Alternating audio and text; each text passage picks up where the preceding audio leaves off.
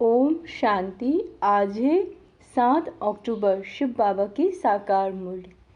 आज बाबा कहते हैं, मीठे बच्चे, बुद्धि को यहाँ वहाँ भटकाने के बजाय घर में, घर यानी परम धाम, बाप को याद करो। दूर दूर तक बुद्धि को ले जाओ। इसे ही याद की यात्रा कहा जाता है। प्रश्न: जो बच्चे सच्चे दिल से बाबा को याद करते हैं, उनकी निशानी क्या होगी? उत्तर: सच्चे दिल से याद करने वाले बच्चों से कभी कोई विकर्म नहीं हो सकता। उनसे ऐसा कर्म नहीं होगा जिससे बाप की ग्लानि हो। उनके मैनर्स बड़े अच्छे होते हैं। वह भोजन पर भी याद में रहेंगे। नींद भी समय पर स्वतः खुल जाएगी। वह बहुत सहनशील, बहुत मीठे होंगे। बाप से कोई भी बात छिपाएंगे नहीं। गीत है हमारी तीरथ न्यारी। ओम शांति। बाप बैठ बच्चों को समझाते हैं। कोई निराकार बाप को समझे, कोई साकार बाप को समझे, कोई माता पिता को समझे। यह माता पिता समझाते हैं तो भी माता अलग और पिता अलग हो जाते हैं। अगर निराकार समझाएं तो निराकार अलग, साकार अलग हो जाते हैं। परंतु यह समझाने वाला बाप है। तुम बच्चे ही यह जानते हो कि जिस्मानी तीरथ और रूहानी तीरथ हैं। वह जिस्मानी तीरथ आधा कल्प के हैं। अगर कहेंगे जन्म जन्मांतर से यह चलते आए हैं तो फिर ऐसे समझेंगे, शुरू से लेकर यह चलते हैं, अनादि हैं। ऐसे तो है नहीं, इसीलिए आधा कल्प से कहा जाता है। अभी बाप ने आकर इन तीर्थों का राज समझाया है। मन मनाभव अर्थात रूहानी तीर्थ। बाबा कहते हैं जरूर आत्मा को ही समझाते हैं और समझाने वाला है परम पिता, और कोई समझा न सके। हर एक अपने अपने धर्म संस्थापक के तीर्थ पर जाते हैं। यह भी आधा कल्प की रस्म रिवाज है। सब तीर्थ करते हैं, परंतु वह कोई को सदगति दे न सके। खुद ही घड़ी घड़ी तीर्थ पर जाते रहते हैं। अमरनाथ, बद्रीनाथ तरफ वर्ष वर्ष तीर्थ करने निकलते हैं, फिर चारों धाम करते। बाबा कहते हैं अभी यह रूहानी तीर्थ सिर्फ तुम जानते हो। रूहानी सुप्रीम बाप ने समझाया है। मन मनाभव अर्थात जिस्मानी तीर्थ आदि सब छोड़ो और मुझे याद करो तो तुम सच्चे सच्चे स्वर्ग में चले जाएंगे। यात्रा माना आना जाना, वह तो अभी ही होता है। सतयुग में यात्रा होती नहीं। तुम हमेशा के लिए स्वर्ग आश्रम में जाकर बैठेंगे। यहाँ तो सिर्फ नाम रख देते हैं। वास्तव में स्वर्ग आश्रम यहाँ होता नहीं। स्वर्ग आश्रम सतयुग को कहा जाता है। नरक को यह अक्षर दे नहीं सकते। नरकवासी नरक में ही रहते हैं और स्वर्गवासी स्वर्ग में रहते हैं। यहाँ तो जिस्मानी आश्रम में जाकर फिर लौट आते हैं। यह बेहद का बाप समझाते हैं। वास्तव में सच्चा सच्चा बेहद का गुरु एक ही है। बेहद का बाप भी एक है। भल कहते हैं आगा खा गुरु, परंतु वह कोई गुरु नहीं है। सदगति दाता तो नहीं है ना।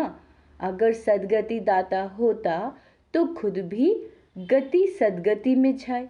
उनको गुरु नहीं कहेंगे, वहाँ तो सिर्फ नाम रख दिया। सिख लोग कहते हैं सतगुरु अकाल। वास्तव में सत श्री अकाल एक ही परमात्मा है, जिसको सतगुरु भी कहते हैं।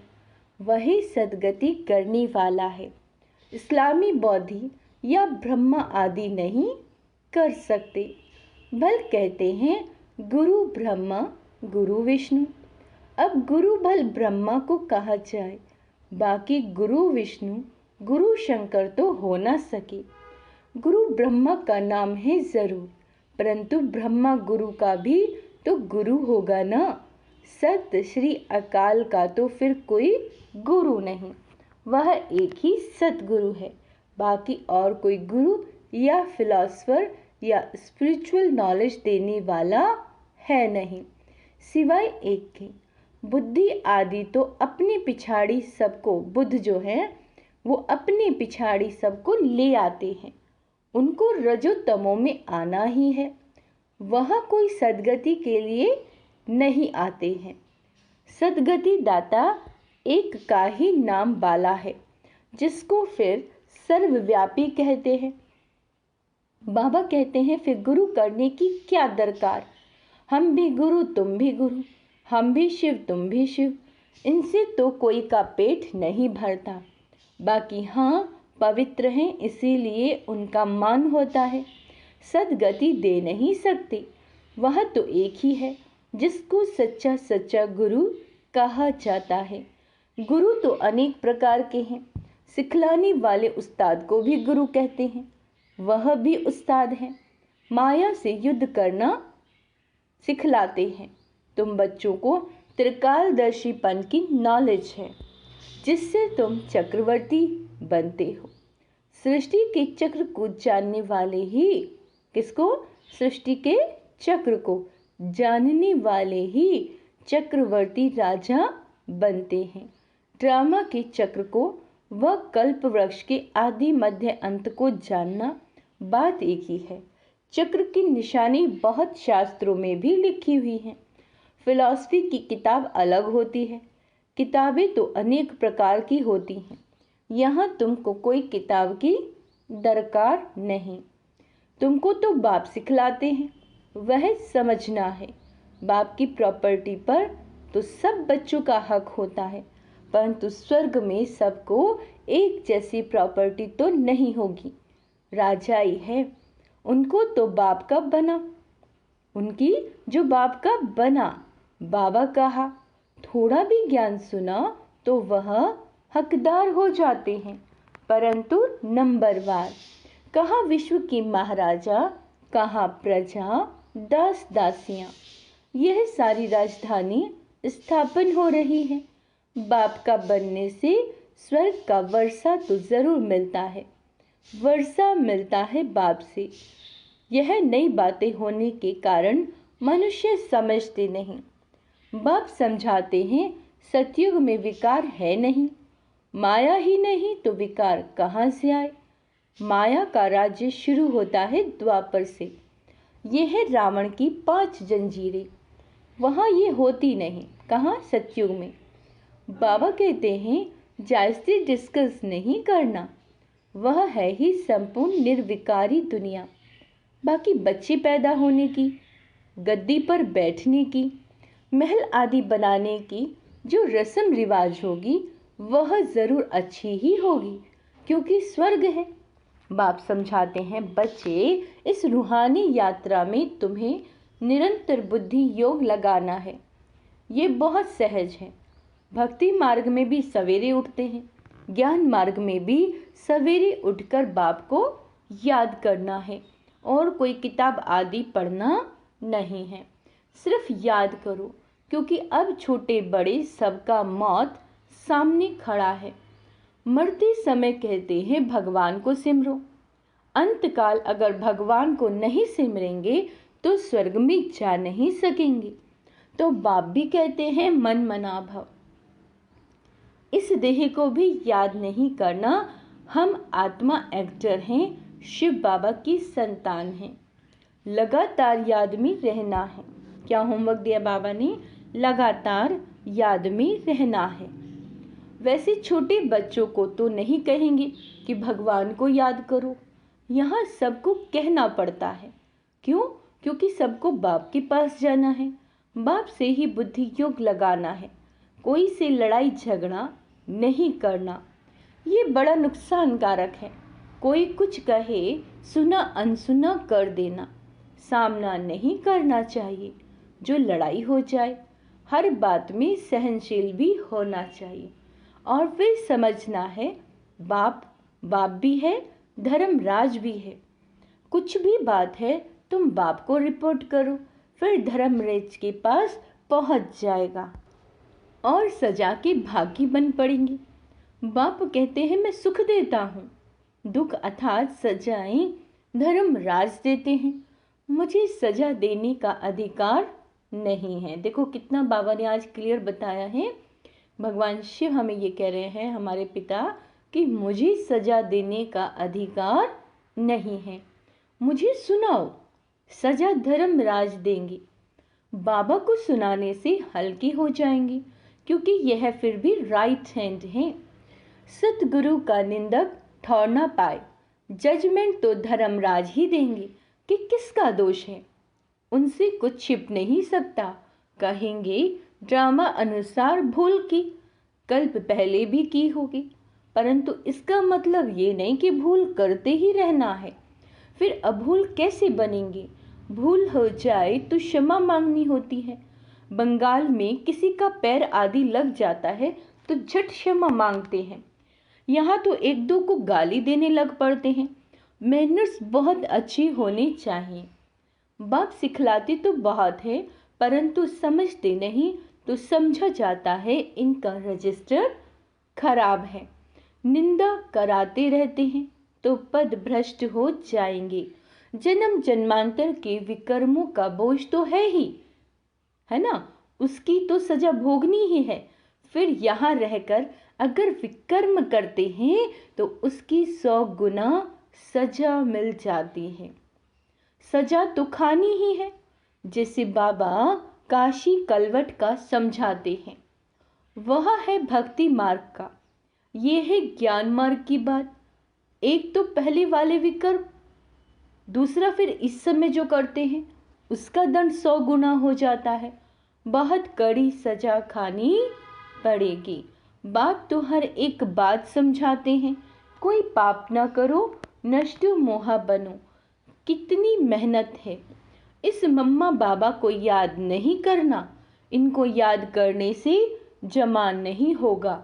इनमें शिव बाबा आते हैं तो याद शिव बाबा को करना है, ऐसे नहीं कि इनमें शिव बाबा है इसीलिए इनकी याद रहे। नहीं, शिव बाबा को वहाँ याद करना है, शिव बाबा और स्वीट होम को याद करना है, जिन मौफिक बुद्धि में याद रखना है। शिव बाबा वहाँ रहते हैं, शिव बाबा यहाँ आकर सुनाते हैं, परंतु हमको याद वहाँ करना है, यहाँ नहीं। बुद्धि दूर जानी चाहिए, यहाँ नहीं। यह शिव बाबा तो चला जाएगा, शिव बाबा इस एक में ही आते हैं। मम्मा में उनको देख ना सके, तुम जानते हो यह बाबा का रथ है, परंतु इनके चेहरे को भी नहीं देखना, बुद्धि वहाँ लटकी रहे। यहाँ बुद्धि रहने से इतना मज़ा नहीं आएगा। यह कोई यात्रा नहीं हुई, याद की यहाँ बाबा कहते हैं याद की हद तुम्हारी वहाँ है। ऐसे नहीं कि बाबा को ही देखते रहो क्योंकि इनमें शिव है, फिर ऊपर जाने की आदत छूट जाती है। बाप कहते हैं मुझे वहाँ याद करो, बुद्धि योग वहाँ लगाओ। कई बुद्धू समझते हैं कि बाबा को ही बैठ देखे, अरे बुद्धि तो स्वीट होम में लगाना है। शिव बाबा को सदैव रथ पर रह न सके, यहाँ आकर सिर्फ सर्विस करेंगे। सवारी ले सर्विस कर फिर उतर जाएंगे। बैल पर सदैव सवारी हो नहीं सकती, तो बुद्धि वहाँ रहनी चाहिए। कहाँ रहनी चाहिए? परम धाम में। बाबा आते हैं, मुरली चलाकर चले जाते हैं, इनकी बुद्धि भी वहाँ रहती है। रास्ता बरोबर पकड़ना चाहिए, नहीं तो घड़ी घड़ी गिर पड़ते हैं। ये तो थोड़ा समय है, इसमें शिव बाबा ही नहीं होगा तो याद क्यों करेंगे? मुरली तो यहाँ भी सुना सकते हैं, इनमें कभी हैं कभी नहीं, कभी रेस्ट लेते हैं। तुम याद वहाँ करो। अच्छा, कभी कभी बाबा ख्याल करते हैं, ड्रामा अनुसार कल पहले आज के दिन जो मुरली चलाई थी वही जाकर चलाऊंगा।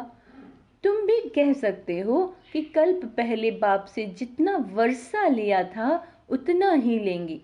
शिव बाबा का नाम जरूर लेना पड़े, परंतु ऐसे किसी को आएगा नहीं। बाप जरूर याद आएगा, बाप का ही परिचय देना है, ऐसे नहीं सिर्फ उनको बैठ देखना है। बाबा ने समझाया है, शिव बाबा को याद करो नहीं तो पाप हो जाएगा। निरंतर बाप को याद करना है, नहीं तो विकर्म विनाश नहीं होंगे। बड़ी मंजिल है, मासी का घर थोड़े ही है। ऐसे नहीं भोजन पर पहले याद किया फिर खल्लास, ऐसे ही भोजन खाने लग पड़े। नहीं, सारा समय याद करना पड़े, मेहनत है। ऐसे थोड़े ही उच्च पद मिल सकता है, तब तो देखो करोड़ों में 8 रत्न पास होते हैं। मंजिल बड़ी भारी है, विश्व का मालिक बनना है, यह तो किसी की बुद्धि में नहीं होगा। इनकी बुद्धि में भी नहीं था। अब ख्याल किया जाता है 84 जन्म किसको मिलते हैं? जरूर जो पहले आते हैं, वह है लक्ष्मी नारायण। यह है विचार सागर मंथन करने की बातें। बाप समझाते हैं, हथ काटे दिल यार दे। बलधंधे आदि में रहो, परंतु निरंतर बाप को याद करते रहो। यह है यात्रा। तीर्थ पर जाकर फिर लौटना नहीं है। तीर्थ बहुत मनुष्य करते हैं, अब तो वहां भी गंद हो गया है। नहीं तो तीर्थ स्थान पर कभी वैशाल्य नहीं होते। अभी तो कितना भ्रष्टाचार है, एक धरी तो कोई है नहीं।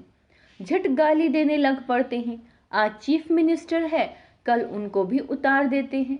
माया के मुरीद बन जाते हैं। पैसे इकट्ठे करेंगे, मकान बनाएंगे, धन के पिछाड़ी चोरी करने लग पड़ते हैं।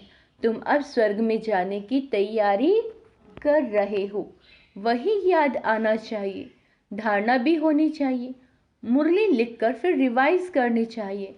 फुर्सत तो बहुत रहती है, रात को तो बहुत फुर्सत है। रात को जागो तो आदत पड़ जाएगी। जो सच्चा सच्चा बाबा को याद करने वाला होगा, उनकी आंख आपे ही खुल जाएगी।